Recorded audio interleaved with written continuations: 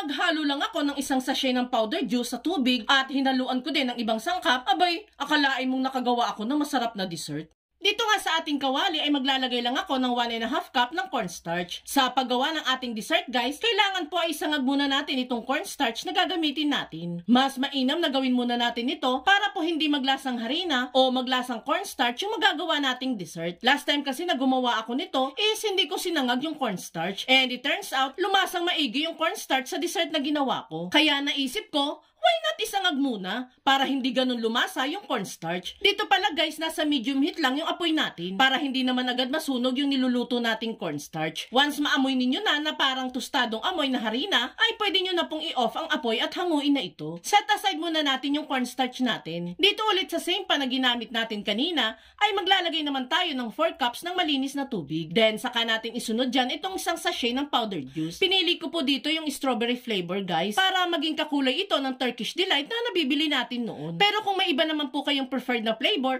is go lang po tayo dyan. Mix lang muna natin ito hanggang sa tuluyan ng matunaw ang powdered juice na nilagay natin. Bali, tinikman ko pala po muna ang juice natin guys at parang natatabangan po ako sa lasa. Kaya nag-add pa po ako dyan ng ½ cup ng asukal. Mas masarap kasi itong dessert natin kung lasang-lasa natin ang tamis. Haluin lang natin itong muli hanggang sa matunaw ang asukal. Then last naman nating ilalagay dito is itong sinangag nating cornstarch. Bali, kalahati lang nung sinangag natin ang inilagay natin dito. Estimate ko na nasa 3/4 cup po itong cornstarch na nagamit natin para dito sa mixture. Halo-haluin lang muna natin ito guys hanggang sa matunaw na din itong cornstarch. Once nga po na matunaw na ang cornstarch, ay pwede na po nating i-on ang apoy sa medium heat. Hindi na natin ito titigilan sa kakahalo guys dahil may tendency po kasing umilalim itong cornstarch kapag tumigil tayo sa paghahalo. At kung nakaabot ka sa part ng video nating ito, it means na interesado ka sa simpleng dessert na pinapakita ko sa inyo ngayon. At kung sakali pong magugustuhan mo ito, pwede po bang pusuan mo naman ang video natin at mag-iwan ka na din po ng comment na, wow, amazing dessert.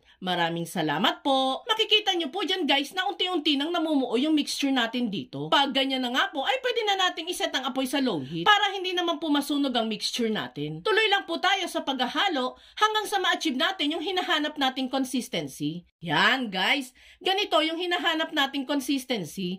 Yung halos din na nabagsak sa sandok yung mixture. Kapag ganyan na nga po ay pwede na natin itong hanguin. Bali, ita-transfer lang po natin yan sa lagayan na nilagyan ko po ng cling wrap para naman po madaling ma-unmold mamaya. And binudburan ko na rin po yan na sinangag nating cornstarch para hindi po manikit ang mixture natin doon sa cling wrap. Flatten lang natin yung ibabaw niyan guys para mas presentable. Palalamigin lang muna natin yan, then saka ipasok sa ref kung gusto ninyo na medyo malamig yung dessert natin. Makalipas nga po ang 3 hours na pagpapalamig dito, ay eto na ang ating masarap na dessert. Tuluyan na nga po itong nag-set guys at pwede na natin yung i-unmold sa lagayan. Then saka natin bubudburan ng marami pang cornstarch bago natin ito hahati-hatiin sa gusto nating laki. At para sa huling procedure, i-coat ang bawat side nito ng cornstarch para hindi magdikitan. And that's it guys. Super simple lang, di ba? Pwede nyo na po yung iserve sa makukulit nating chikiting. Nako, sure akong magugustuhan nila yan guys. Kaya kung ako sa inyo, try nyo na din gumawa nito.